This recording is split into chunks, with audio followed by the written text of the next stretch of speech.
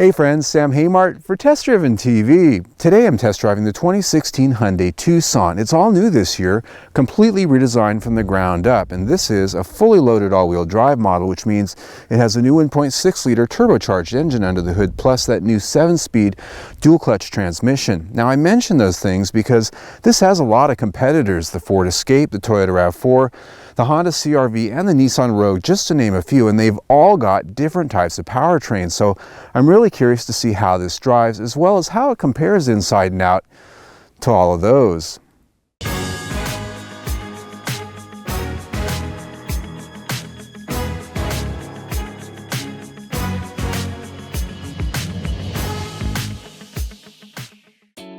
The 2016 Tucson comes to market with a far more aggressive look and style than the last generation, incorporating the brand's latest design elements like the bold hexagon grille and angular headlights.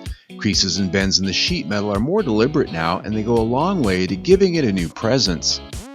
Lower body cladding and fender arches made of plastic give it a rugged look that remains civilized and sleek, not overly bulky like some. They really fold into the rear bumper nicely too, which accentuates its stance that kinda looks like it wants to pounce. Our fully loaded limited all-wheel drive comes with the top-level details you'll expect at its price, like 19-inch wheels. The lighting package includes HID front headlamps, LED daytime running lights, and LED taillights out back. And there, I was glad to see Hyundai finish things off with a nice, healthy exhaust tip. The interior of our Limited was well equipped with lots of high-end goodies like leather seating, heated and cooled up front, and even heated in the rear. The front seats are both power adjustable and I thought quite comfortable. Controls and switchgear are laid out logically and clean, such that finding your way around at first isn't difficult. And once you learn them, it's a snap to operate most everything on the go. The steering wheel and the instrument cluster both offer up a lot to look at, yet they're clear and legible.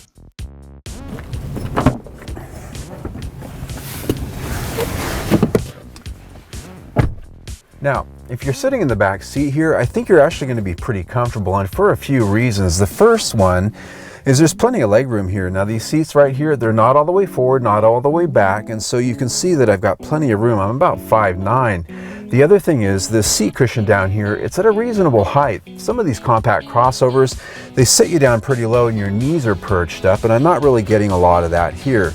Now there are a couple of nice amenities back here, namely the panoramic roof that's optional on this. What's nice about this one is it's huge. It actually comes all the way back here into the back seat. Some of them, they don't quite make it all the way back.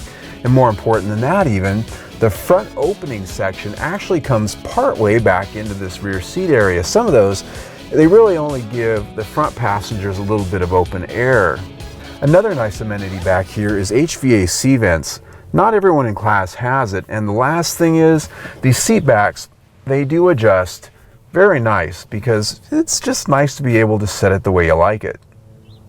The rear seats of course fold down in a 60-40 split for nearly a flat load floor, very easily I might add. The headrests don't even need to be removed unless the front seats are adjusted all the way back, and the cargo floor has a 2-level adjustment so that you can lower it for additional height back there. And under the cargo floor is a temporary spare tire, which is good, but as you can see with the load floor up in the high position, there's enough room for a full-size spare if you wanted one, or room to hide a lot of small things people tend to pack in their cars. Storage is a strong suit here with a deep center console bin under the armrest and a good-sized place for your devices ahead of the shifter with inputs and power plugs. The console also has a nice side pocket, as do the doors. One of the things I've really come to appreciate about the Hyundai brand is the consistency in how they approach their interiors, and I'm talking about material quality and I'm talking about fit and finish. There's a lot of vehicles I sit in where you sit in the interior and you start looking around and you see gaps that are big in some places and small in others, and you see materials that feel good here, but when you tap them over here, they're really cheap plastic. So what they've done is they sort of give you the high quality stuff that really gets in your face so you look at it and you're happy with it, but when you start living in the car and running your hand around and using the switchgear and touching other parts, you find out that you have really cheap plastics hiding underneath a lot of that nice soft trim they give you to impress you when you're at the showroom. What Hyundai does is what I found is a lot of the materials in here, the baseline is pretty high. You don't have a lot of the super ultra treat plastics that you do find in some of the other brands. Like here, I've got a hard plastic and then I've got a soft touch, but that hard plastic doesn't feel chintzy. And so when I look at it, the finish, they match, the sheens, they match, and how they feel when you run your hand on them actually feels pretty close. So what you end up with is a vehicle that overall, in the average of it all, feels of a higher quality on par. Now, is it a Mercedes-Benz or a BMW in here? No, but it feels better than some of its competitors when you start running your hands around on different pieces of the interior. Given the comfort of the interior front and rear, its quality and fit, as well as its commendable versatility, it was very easy to rate this interior at 5 of 5 stars. When it comes to technology, the Limited comes with Hyundai's top-level touchscreen infotainment and navigation system. Its audio quality was 8 on a 10 scale, and using it is relatively easy.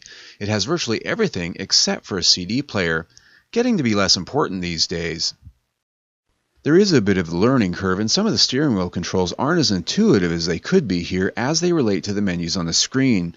Overall, though, we give it 4 or 5 stars in the technology department. Under the hood is the top-level 1.6-liter turbocharged 4-cylinder engine, which has 175 horsepower and 195 pound-feet of torque. That power goes to the ground through a new 7-speed dual-clutch transmission and, on our tester, an all-wheel drive system.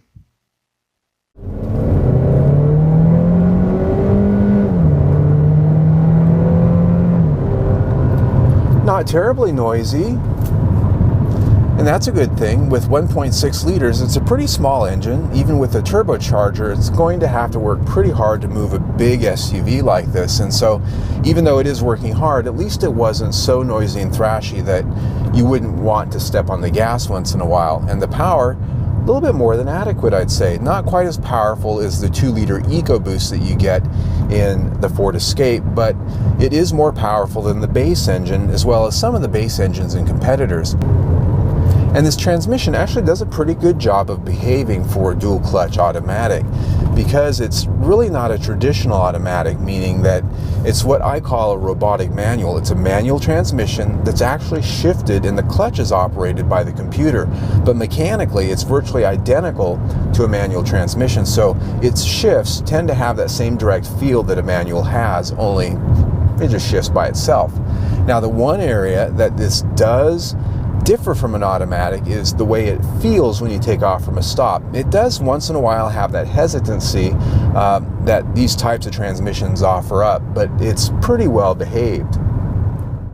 The EPA rates this power team at 24 mpg city, 28 mpg highway, and 26 mpg combined. I achieved 30 mpg in my time with it, which is 4 more than promised. It impresses in power and performance overall, but still lacks some refinement in its transmission. This brings the powertrain score to 4 or 5 stars, and this powertrain, by the way, is standard on all trim grades except the entry-level SC. That one comes with a 2-liter non-turbocharged 4-cylinder that has 164 horsepower. The Tucson's chassis is heavily redesigned for 2016 with vast improvements in stiffness from increased use of high-strength steels. Suspension improvements to its McPherson struts include new Sachs dampers as well as redesigned geometry and bushing designs for a more solid feel. Driving this on paved streets, this feels very nice in terms of ride. It has a stiffer ride than some of the competitors out there, but what I really notice about this more than anything is on these paved roads, I notice that it really is tuned with sort of a German feel to it, and you could say that has to do with the fact that it has Sachs dampers on it, but it's more than that. It's the bushings, it's the spring tuning, and the way the steering feels here. And this is all really in normal drive mode. If you set it up in sport, the steering gets a little bit stiffer, but as far as the ride is concerned, it's very well controlled. When you turn corners, when you're going a little bit faster around curves, it doesn't have a lot of body roll, and when you go over like expansion strips and things like I just did there, they're barely intrusive, so it's pretty well done. The question becomes, how does it behave on the dirt roads? Yeah, the real test of any crossover SUV is the desert washboard road. I always like to bring them out here to see how well put together it is and how sorted out the suspension is, because this vibrating ribbed surface can vibrate even the best of the SUVs out there, the most solid, the most expensive. it can make some of them feel like a pile. And so what am I finding out here? Well, what I'm finding is that for this class, this is actually remarkably solid and quiet out here. I'm getting a little bit of vibration here and there from some of the trims and things, but nothing through the steering, nothing through the suspension, nothing that makes me feel like there's anything less than a good chassis under me. And that's always a good thing. The only major item that kept me from being entirely smitten with its chassis was occasional torque steer under power, as its all-wheel drive system is part-time, and the steering feel was at times a bit vague on various surfaces. All in though, it still earns 4 or 5 stars. When it comes to safety, the Tucson is now available with a vast array of crash prevention systems which help it to achieve a top Safety Pick Plus rating with the IIHS. It achieved good ratings in their full battery of crash tests, including the new small overlap crash.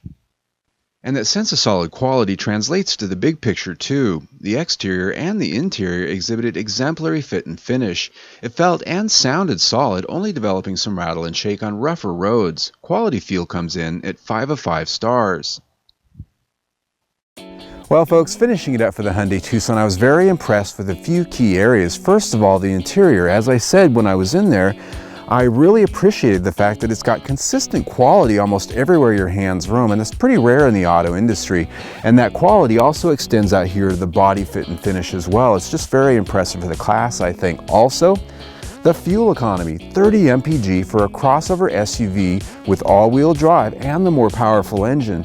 That's pretty good, and I will point out I was in normal mode. You can probably do better in eco mode, and of course if you were in sport mode all the time it might be a little bit less, but it's just very impressive in this class, I think. Now, price, we're at $35,000. This is fully loaded, got everything on it. It does have a few things that you can't get in some of the competitors at any price, that being the panoramic roof and the heated seats back there. So I think it has a pretty good value, and you can even spend more on some of those competitors that you can't get those features in. So that's worth pointing out. All in, that gives me a value score of 5 stars. When we put it in with everything else we've already talked about, we're at 4.5 stars for the week. Pretty good. I'm Sam Haymart for Test Driven TV. I hope you enjoyed the ride. Well folks, if you like the test drive you just saw, click on the link right here on your screen and subscribe to our YouTube channel. We test drive 1, sometimes 2 cars each week, plus we have a new video almost every day. There's always something new, so stay tuned.